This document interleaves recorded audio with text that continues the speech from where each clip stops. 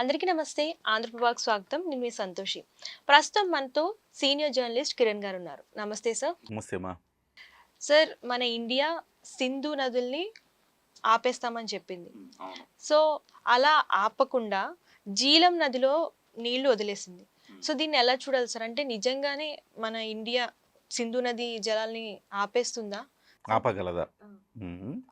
So ఇక్కడ సంతోషి, ఇక్కడ కొంచెం కన్ఫ్యూజన్ ఏంటంటే సింధు నదీ జలాల ఒప్పందాన్ని నిలిపివేస్తున్నామని ప్రభుత్వం చెప్పింది. అంటే సింధు నదీ జలాలను ఆపేస్తారు అని మనం అనుకున్నాం. మరి సింధు నదీ జలాలను ఆపేసేటప్పుడు జీలం నదిని ఎందుకు వదిలేశారు? జీలం నది నుంచి నీటిని వదిలేయడం వల్ల పాకిస్తాన్లో అనేక ప్రాంతాలు జలమయమయ్యాయి. ఒక రకంగా చెప్పాలంటే కొన్ని గ్రామాలు మునిగిపోయే పరిస్థితి వచ్చింది. సో ఏంటిది ఈ కన్ఫ్యూజన్ ఏంటంటే, సింధు నది అంటే మీకు చైనాలో పుడుతుంది. చైనాలో పుట్టి జమ్మూ కాశ్మీర్గా పాకిస్తాన్లోని పంజాబ్లో ప్రవేశించి సింధు స్టేట్లో ఫైనల్గా ఎండ్ అవుతుంది. ఆ సింధు స్టేట్కి వాటర్ వస్తుంది. సో ఈ స్థితిలో సింధు నది వాటర్ కనుక ఆపేస్తే చాలా కష్టం. అంటే పంజాబు సింధు నది రెండు రాష్ట్రాలు పూర్తిగా కరువు ప్రాంతాలుగా మారిపోతాయి. సో పంజాబ్ చాలా ఫర్టైల్ ల్యాండ్ ఉంటుంది పంజాబ్లో. సో అలాంటి స్థితిలో సింధు నది జలాల ఒప్పందాన్ని నిలిపేయడం చాలా డేంజరస్ సిచ్యువేషన్ పాకిస్తాన్కి.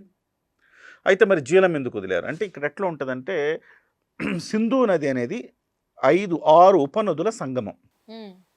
సింధు నది చైనాలో పుట్టి ఇలా వచ్చి మళ్ళీ పాకిస్తాన్లో ప్రవేశిస్తుంది జమ్మూ కాశ్మీర్ మీద. అలాగే సింధుతో పాటుగా జీలము, చీనాబు ఈ 2 ఉపనదులు దానికి. ఈ 2 కాక రావి, బియాస్, సట్లేజ్ ఈ 3 కూడా ఉపనదులే. సో మొత్తం 5 నదులు వచ్చేసి ఇక్కడ కలుస్తాయి, సింధులో కలుస్తాయి.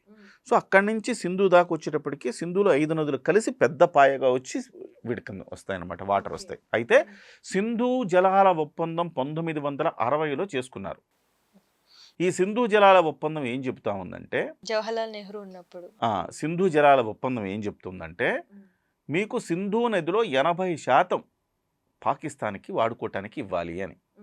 అయితే సింధు అనేది 5 ఉపనదుల సమాహారం కదా. సింధుతో పాటు మరో 5 నదులు ఉన్నాయి కదా. అంటే ఇందులో రావి, బియాస్, సట్లేజ్ ఈ 3 ఉపనదులు భారతదేశమే వాడుకుంటుంది పూర్తిగా. ఇంకొక 3 సింధు, జీలం, చీనాబ్ ఈ 3 మాత్రం పాకిస్తాన్కి ఇవ్వాలి. ఈ 3 పాకిస్తాన్కి 80% ఉంటుంది. సో ఇండియాకి 20% ఉంటుంది. మిగతా 3 ఉపనదులు ఆల్మోస్ట్ వీళ్ళకి వదలకుండా ఎక్కడికక్కడ ప్రాజెక్టులు కట్టుకొని మనమే వాడేసుకోవచ్చు ఈ ఉపనదులు కాబట్టి, చిన్నవి నదులు. సో ఇప్పుడు సిచ్యువేషన్ ఏంటంటే, సింధు నదుల జల ఒప్పందాన్ని మనం తాత్కాలికంగా ఆపడం అంటే ఏంటి? మామూలుగా ఏముంటుందంటే ఒప్పందంలో, ఒకవేళ నదులలో జలాలు ఎక్కువైపోతే, ప్రవాహం వచ్చింది పైనుంచి, ప్రవాహం వస్తే ఆ ప్రవాహం ఎంత వచ్చింది గురు, మీరు జాగ్రత్త, మీ దగ్గర ఉన్న వాటర్ అంతా వదిలేసుకోండి, డ్యాములను ఖాళీగా చేసి పెట్టుకోండి, ఎందుకంటే ఇక్కడ ప్రవాహం పైనుంచి ఎక్కువ వస్తుంది కాబట్టి మేము వదిలేస్తే మీరు దాన్ని కరెక్ట్గా సద్వినియోగం చేసుకుందరు అని చెప్తాం. పైనుంచి వాళ్ళు ఎవరైనా చెప్పాలి. ఇప్పుడు ఒప్పందం ఆపేయడం అంటే మనం ఏం చెప్పేది ఉండదు, మనం చెప్పము అట్లని చెప్పేసి మనకి ఇష్టం వచ్చినప్పుడు వదిలేస్తాం, ఇష్టం లేనప్పుడు ఉంచుకుంటాం.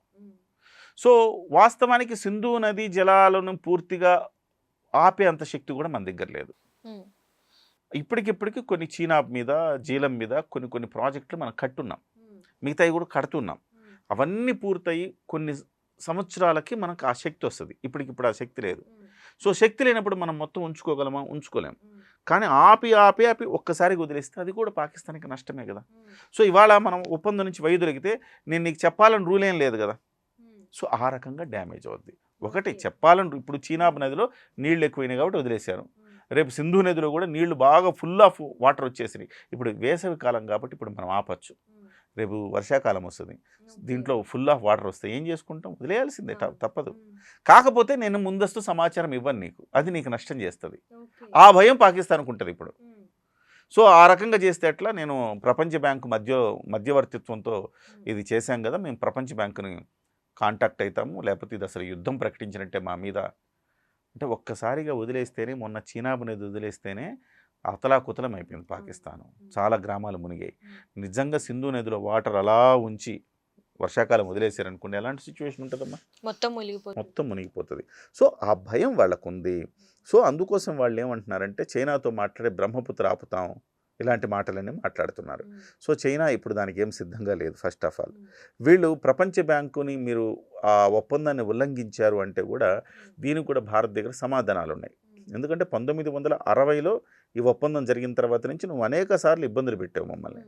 సో ఇబ్బందులు పెట్టినప్పుడు మౌలిక వనరులు కరెక్ట్గా మౌలిక పరిస్థితుల్లో మార్పు రానంత వరకే ఒప్పందాలు అమల్లో ఉంటాయి. మౌలిక పరిస్థితుల్లో మార్పులు వస్తే ఒప్పందాలు మీరచ్చు అని ఒక నియమం ఉందన్నమాట, క్లాజ్ ఉంది.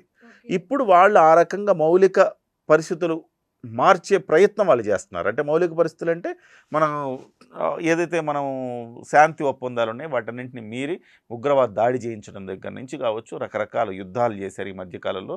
తర్వాత అంటే 1965లో యుద్ధం, ఈ ఒప్పందం తర్వాతే కదా యుద్ధం చేశారు, అంటే అప్పుడు కూడా మీరినట్టే కదా. అప్పటి నుంచి మన దగ్గర ఆ చర్చ జరుగుతున్నా ఏ రోజు కూడా మనం ఆపలా. 65, 71, మొన్న కార్గిల్ ఇవన్నీ చూసిన తర్వాత కూడా మనం మాట్లాడుకోవాల్సింది ఏంటంటే మౌలిక పరిస్థితుల్లో మార్పులు వచ్చినాయి కాబట్టి మేము ఈ రకంగా నిర్ణయం తీసుకోవాల్సి వస్తుంది అని ప్రపంచ బ్యాంకు కూడా భారతదేశం చెప్పే అవకాశం ఉంది. సో ఓవరాల్గా సింధు జలాలు వాళ్ళకి ఎంత ఇంపార్టెంట్ అంటే 30 కోట్ల మంది ఇటు అటు కలిపమ్మ 30 కోట్ల మంది సింధు జలాల మీద ఆధారపడ్డారు. సో 47% అంటే సింధు పరివాహక ప్రాంతం, అంటే సింధు జలాల మీద ఆధారపడి వ్యవసాయం చేసే ప్రాంతం పాకిస్తాన్లో 47% ఉంది, భారతదేశంలో 39% ఉంది, సో చైనాలో 7% ఉంది, అలాగే ఆఫ్ఘనిస్తాన్లో 6% ఉంది. సో ఓవరాల్గా ఎక్కువ భాగం పాకిస్తాన్లోనే ఉంది. ఆ తర్వాత భారతదేశం, భారత్లో కూడా ఉంది. సో అందుకే కదా మనకు 3 నదులు, ఉపనదులు 3 మన వైపే పూర్తిగా వాడుకోమని ఇచ్చేశారు. సో ఈ రకంగా సింధు జలాల ఒప్పందం ఒకవేళ గనక ఆపేస్తే వాళ్ళకి తీరని నష్టం ఏర్పడుతుంది.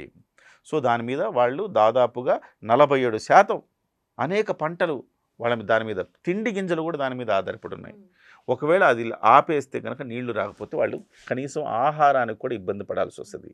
ఇంకొక పని కూడా చేశారు ఈ మధ్యకాలంలో వాళ్ళు ఏం చేశారంటే పంజాబ్ దగ్గర ఒక చోలిస్తాన్ అని చెప్పేసి ఒక ప్రాంతం, ఎడారి ప్రాంతాన్ని సస్యశ్యామలం చేయడానికి ఒక పెద్ద ప్రాజెక్ట్ కట్టారు. అంటే సింధు జలాలు వస్తే వాటిని ఆపి ఈ ఎడారి ప్రాంతానికి కొంత పోతుంది, ఇటువైపు ఉన్న పంజాబ్కి కొంత పోతుంది. ఇక్కడి నుంచి వదిలితే సింధు ప్రాంతానికి వస్తుంది, సింధు రాష్ట్రానికి వస్తుంది. సో సింధు రాష్ట్రం ఇప్పటికే గోల ఏం చేస్తుందంటే మీరు ఆ ప్రాజెక్టు కట్టడం వల్ల మీరు వచ్చిన సింధు నదిని మీరు ఆపేస్తున్నారు, ఆపేసి అటు ఇటు మళ్ళిస్తున్నారు, మేము నష్టపోతున్నామని సింధు ప్రాంత ప్రజలు కొంతకాలంగా ఆందోళన వ్యక్తం చేస్తున్నారు. ఒకటి సింధు రాష్ట్రం, 2 బలూచిస్తాన్లో అంతర్గత పోరుంది, తర్వాత ఖైబర్ అని ఇంకో ప్రాంతం, ఖైబర్ ప్రావిన్స్ అని ఒక ప్రాంతం ఉంది, అక్కడ కూడా అంతర్గత కుమ్ములాట్లోనే.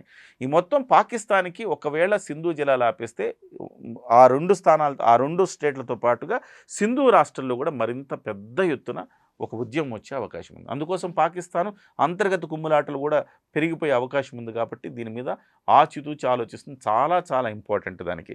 ఈ సింధు జలాలు ఆపితేనే సగం వాళ్ళు చచ్చిపోయినట్లు లెక్క. సో అందుకే వాళ్ళు మేము యుద్ధం వస్తుంది, రక్తపు టేరులు పారిస్తాం, సో అణుబాంబులు మీ మీదకి ఎక్కువ పెడతాం, ఈ మాటలన్నీ వాళ్ళ ప్రెషర్ని తట్టుకోలేక మాట్లాడుతున్న మాటలు అనమాట అవి. Thank you sir. Thank you.